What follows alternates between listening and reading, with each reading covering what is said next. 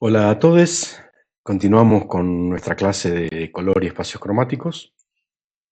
Habíamos estado viendo en nuestra clase pasada o en la parte pasada de nuestra clase este punto que es el punto central de nuestra organización, que es el diagrama CIE de cromaticidades, y habíamos visto algunas de sus propiedades, de las cuales, bueno, la más interesante es que tiene un interior y un exterior relacionado con los colores físicamente realizables, que todos los colores espectrales están en la parte periférica, que sería la parte más saturada, obviamente, porque un color puro, un color monocromático, tiene el 100% de saturación.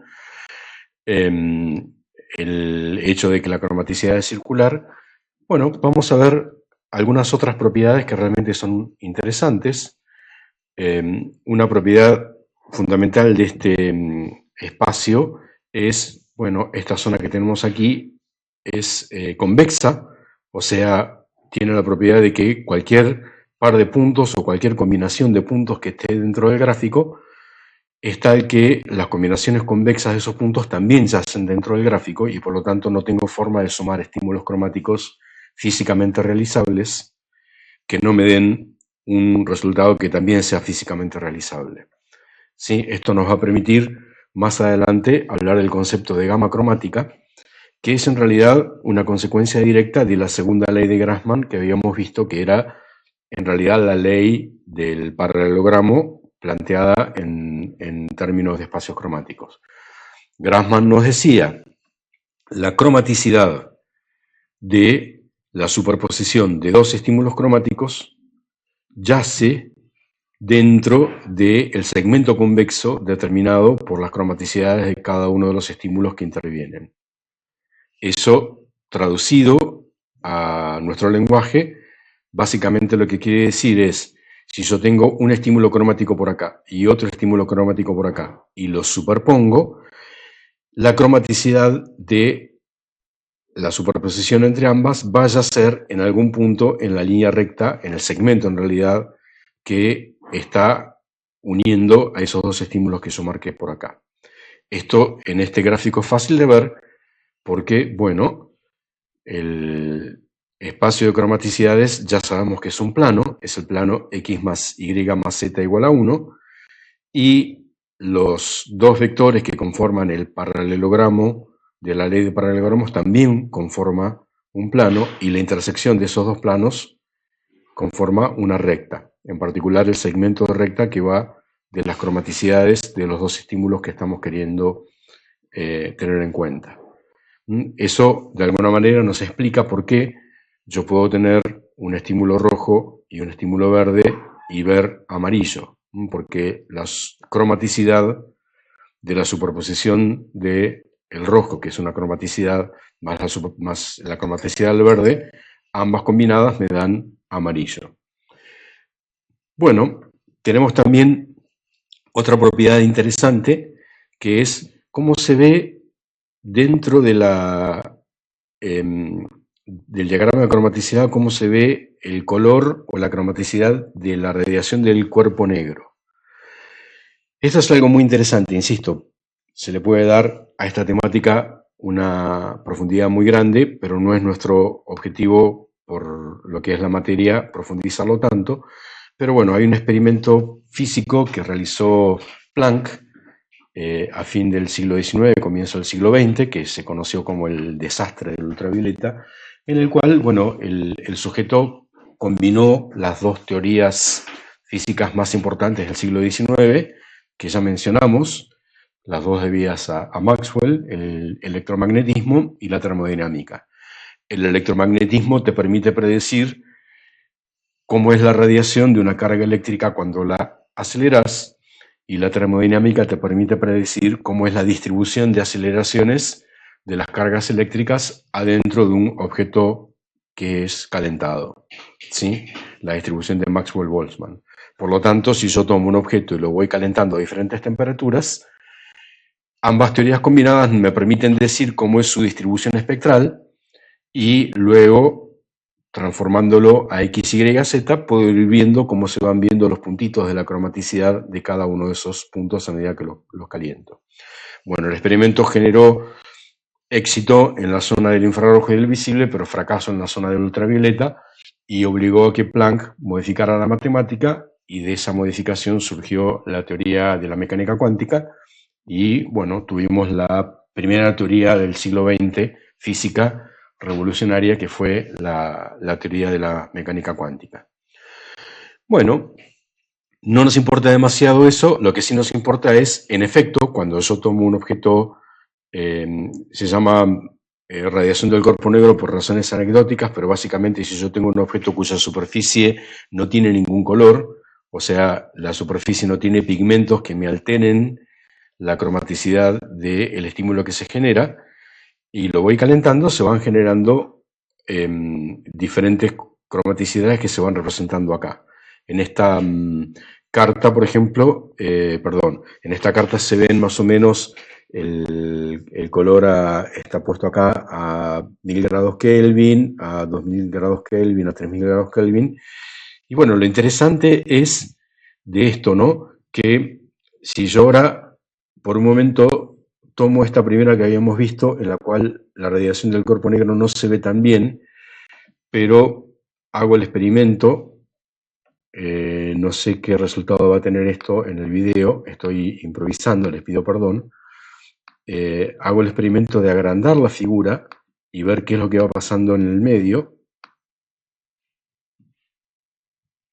Entonces veo que esa curva se va moviendo, la curva pasa cerca del punto llamado E, que está marcado acá, que es el punto de energía igual, un tercio, un tercio, un tercio, del cual hablamos la clase pasada, y esa curva pasa muy cerca del punto E, pero no toca el punto E, ¿sí?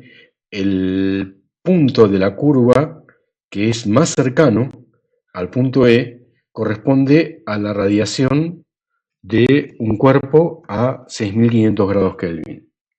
O sea, a 6500 grados tenemos un cuerpo que radia energía de manera tal de que X es lo más parecido posible a Y y lo más parecido posible a Z, pero no son idénticos. Uno, bueno, se rasca la cabecita y dice, ¿y cuál será la razón por la cual un cuerpo calentado a 6500 grados se parece mucho a lo que sería el blanco de referencia que parece determinar nuestro sistema visual humano? Bueno, aquellos que conozcan la respuesta se van a dar cuenta, es el Sol. ¿Sí? La temperatura cromática, en realidad la temperatura en la superficie del Sol es 6500 grados, y todo parece indicar que nuestro sistema visual humano evolucionó a lo largo de los milenios y milenios que nos tocó como especie biológica, y de esa manera llegamos a un punto en el cual un cuerpo que tiene 6500 grados en su superficie nos parece blanco. Es más complicado el tema, porque en realidad la radiación solar en la superficie de la Tierra está influida también por fenómenos atmosféricos bastante complejos. La atmósfera absorbe parte de la radiación, y la atmósfera, sobre todo en las altas capas, dispersa otra parte de la radiación, es lo que hace que el cielo se vea azul. Entonces hay una combinación un poco más complicada. Esa información está de alguna manera aquí cuando están marcados los puntos D y los puntos C, que dicen cómo sería el color del el cielo nublado y el color del cielo sin nubes. Pero bueno, insisto, no vamos demasiado lejos. Pero bueno, lo interesante es si la temperatura cromática es menor que la del Sol, o sea, tenemos, por ejemplo, la temperatura de la vela que está marcada acá en el punto A, lo que tenemos son colores cálidos, esto es paradójico, y si la temperatura es más alta, nos vamos a la zona de los 9000 grados como tienen los monitores o algunos tubos fluorescentes, tenemos colores fríos. También es interesante ver qué pasaría con nuestra organización si de pronto nuestra iluminación fuese solamente velas, o sea, si somos colaboradores de Miguel Ángel y estamos pintando la bóveda de la Sixtina en un lugar donde no hay ventanas, no entra la luz exterior y estamos iluminados con velas, entonces para nosotros este color es nuestro blanco de referencia, ¿sí? Es el color del cual se ve, el color con el cual se ve un objeto perfectamente blanco. ¿Por qué? Porque el objeto es perfectamente blanco, refleja en forma pareja, en forma isotrópica toda la radiación que recibe, pero la radiación que recibe tiene este color, porque el estímulo luminoso es la combinación del iluminante más el color del objeto. El color del objeto será todo lo blanco que queramos, pero si lo iluminamos con velas, la cromaticidad será amarilla. Si yo estoy en ese punto, voy a pensar que lo que tengo que hacer para poder obtener blanco cuando tengo rojo es agregarle verde. O sea, nuestra noción de colores complementarios cambia por completo. Antes, cuando esta zona era nuestro blanco de referencia, el complementario del verde era el magenta. Ahora, si este es nuestro blanco de referencia, el complementario del verde es el rojo. El complementario del azul es el naranja, el complementario del amarillo es el violeta, y llegamos a los círculos cromáticos de los artistas plásticos que fueron, de alguna manera, lo vamos a ver un poquitito más adelante, fueron de alguna manera teoretizados por ejemplo, la escuela Bauhaus. Esta carta está sacada de un libro que se llama Arte y Percepción Visual de Rudolf Arnhem, que es uno de los teóricos de la escuela Bauhaus, donde muestra, bueno, que los primarios son rojo, azul y amarillo, no verde. El verde es la combinación del rojo y el azul, etcétera, etcétera. Y eso es contrario a lo que nosotros estamos haciendo en este espacio cromático. En este espacio cromático, rojo más verde nos dan amarillo, y las combinaciones son totalmente diferentes. Los primarios son rojo, verde y azul, no rojo, amarillo y azul. Bueno, si el amarillo fuese nuestro iluminante, entonces sí sería cierto que amarillo más azul nos darían verde, y por lo tanto el verde no sería un primario, sino que el amarillo sería un primario. Bueno, son discusiones, ¿no?, que pueden sintetizarse si nosotros simplemente hacemos relativo nuestro punto central o nuestro blanco de referencia. Bueno, continuamos viendo propiedades. Entonces, si extendemos la noción de combinación convexa o la segunda ley de Grassmann, vamos a ver que nosotros podríamos tener 3 puntos con 3 cromaticidades, y esas 3 cromaticidades determinarían un triángulo, y que cualquier punto dentro del triángulo sería una combinación convexa de esos 3 puntos que tenemos acá. Esa es la manera en la cual se establece el espacio cromático RGB, simplemente eligiendo 3 puntos dentro de la zona en la cual queremos representar nuestros colores. Fíjense que si ustedes buscan esa palabra, gama cromática o gamut en inglés, que es la palabra que se utiliza, van a ver que todas las tecnologías que utilizan RGB, la de Adobe, la de Samsung, la de Apple, etcétera, etcétera, todas tienen por característica utilizar verdes cálidos que están en esta zona y no verdes fríos que están en esta zona, por más que si se utilizase un verde frío tendríamos un triángulo que abarcaría una zona de la herradura de cromaticidades más grande.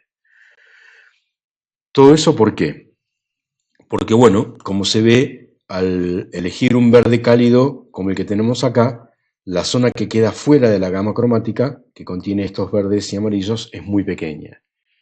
Y como vamos a ver más adelante, justo en esa zona, después vamos a hacer algunos experimentos para tratar de ver esto, justo en esa zona, la capacidad del ojo humano para determinar pequeños cambios de cromaticidad es extraordinaria, ¿sí? Ustedes pueden notar que, por ejemplo, en toda esta región todos los colores tienen una apariencia muy parecida, en toda esta región también, en toda esta región también, pero acá, en este lugar, si yo cambio un poquitito, se produce un cambio muy abrupto de percepción, ¿sí? Por lo tanto, las tecnologías en general utilizan un rojo bien cálido, un azul bien frío y un verde cálido, porque de esa forma se puede mantener dentro de la gama cromática que se puede producir la mayor cantidad de amarillos y anaranjados saturados aunque no es del todo perfecto.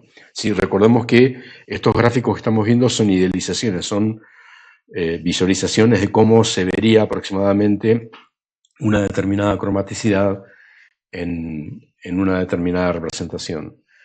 De todas maneras, una propiedad muy interesante es, bueno, obviamente como estamos hablando de espacios vectoriales, RGB también es un espacio vectorial, ¿sí? Esta representación es tal que, bueno, el vértice que tenemos acá es el blanco, o sea, el rojo al máximo, el verde al máximo y el azul al máximo, y el vértice que estaría diagonalmente opuesto, que no se ve porque está oculto, sería el negro, o sea, el rojo en cero, el verde en cero, el azul en cero.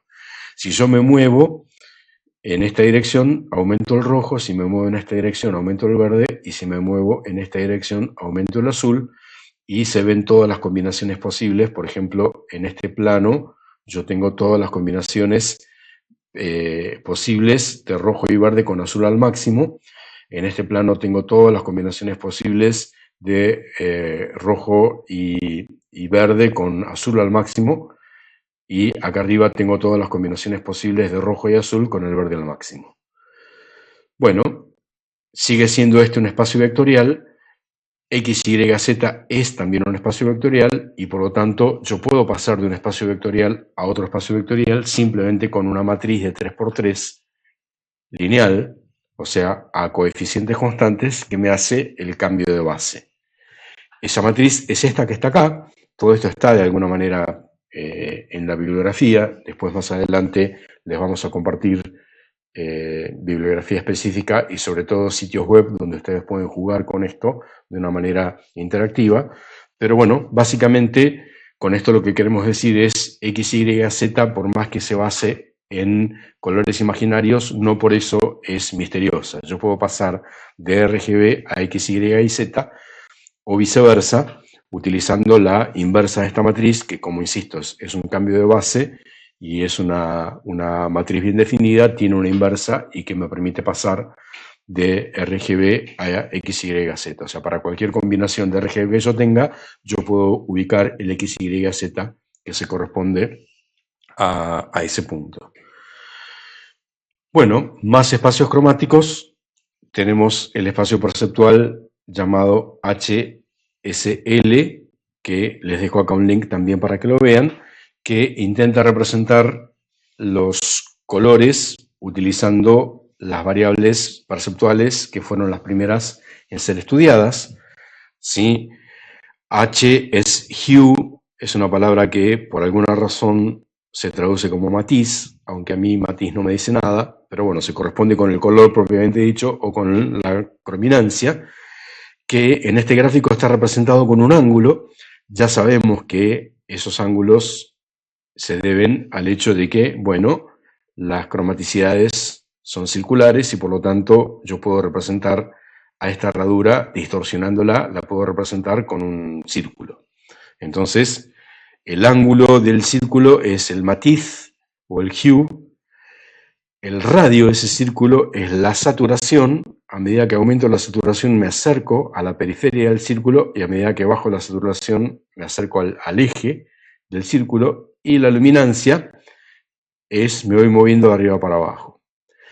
Estos espacios son muy útiles, son muy utilizados en artes plásticas y en diseño gráfico, porque básicamente estos cortes que tenemos acá tenemos un corte de este espacio cromático HSL a un determinado ángulo de H. ¿Sí? Probablemente como esto es en la zona del cian, probablemente el ángulo sea 180 grados. Entonces tengo acá todos los estímulos cromáticos que puedo obtener con una cromaticidad de 180 grados, o sea, con un H de 180, o de el opuesto al rojo, que típicamente es el 0. Entonces, todos los colores que yo tengo acá son combinaciones de este cian purísimo que yo tengo aquí con negro y con blanco. Si yo al cian le agrego negro, obtengo las sombras, las shadows. Si al cian le agrego blanco, obtengo los brillos, los highlights. Y si le agrego un poco de negro y un poco de blanco, tengo todos los matices que están acá, todos los tonos o shades, ¿sí? Una tonalización, un shading es darle a un color lo más puro posible, darle una determinada cantidad de blanco y una determinada cantidad de negro como para lograr una representación adecuada. Entonces, yo necesito hacer una representación de un objeto que tiene una determinada tonalidad. A ver qué podríamos tener aquí, por ejemplo. Supongamos que yo tengo este objeto, no se ve muy bien en la cámara, ahí por ejemplo, lo tengo tonalizado.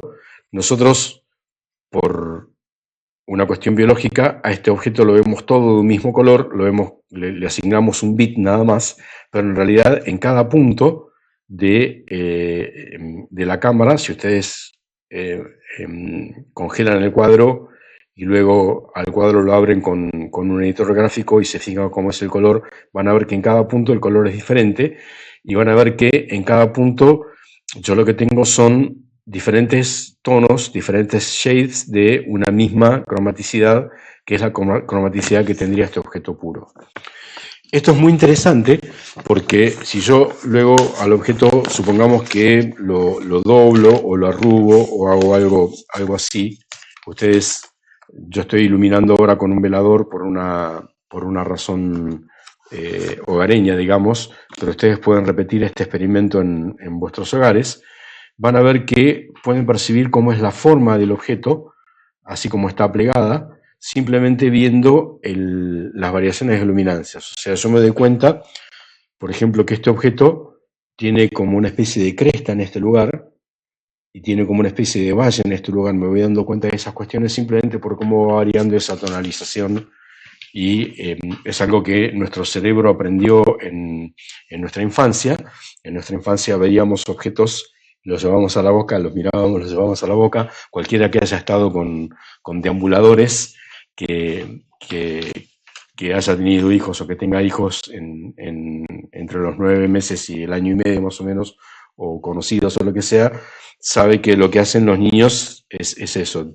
Tienen un objeto nuevo y lo primero que hacen es se lo llevan a la boca, lo miran, se lo llevan a la boca, lo miran, y en base a eso se va construyendo una especie de entrenamiento en alguna parte de la red neuronal. Hay un deep learning ahí que es capaz de asignarle una percepción tridimensional de la forma de los objetos a partir de cómo se ve el tonalizado del objeto. Entonces, este aspecto es realmente muy interesante porque, bueno, uno es un artista plástico, uno es un pintor y tiene que pintar una cara o algo por el estilo, y la cara se tiene que ver bien, y hay que manejar la paleta, hay que manejar los pigmentos de una manera más o menos adecuada. Entonces, esta organización de los colores nos permite esa forma adecuada de una manera bastante económica. Yo elijo cuál es el color propiamente dicho que va a tener y simplemente con un negro y un blanco adecuados puedo generar todos los tonos que son necesarios para poder hacer todos los tonalizados que eso necesita, todos los shades. Bueno, este espacio ya lo vimos, es el espacio de los artistas plásticos. Acá tenemos otra posible organización, seguramente diálogos parecidos a estos ustedes han visto. Fíjense que este espacio también es un espacio de hue, saturation y luminancia. Es el diálogo para elegir un color. Acá básicamente lo que tenemos es la posible cromaticidad representada como crominancia en este eje, perdón, se movió, perdón, la cromaticidad movida en este eje y la saturación movida en este eje, y la luminancia la puedo cambiar con este control. Más espacios cromáticos vamos a ver en nuestra próxima clase, en nuestra próxima parte de la clase, porque también vamos a ver que en esa visualización que nosotros hicimos de la retina, decíamos que inmediatamente los conos transmiten cada uno de sus estímulos en el espacio X, Y, Z. El cono de rojo trabaja con el eje X, el cono verde con el eje Y y el cono azul con el Z, pero esa información se combina en las diferentes capas de la red neuronal de la retina. Bueno, eso se combina de una manera específica que genera espacios cromáticos con otro tipo de propiedades y que eso tiene un impacto en la en el uso de los colores para la visualización de la información, así que luego vamos a ver un espacio cromático más todavía de los que ya vimos que va a tener una utilidad muy grande. Así que, bueno, nos vemos en la parte 5 de esta clase dentro de el momento que ustedes quieran. Que tengan un buen día.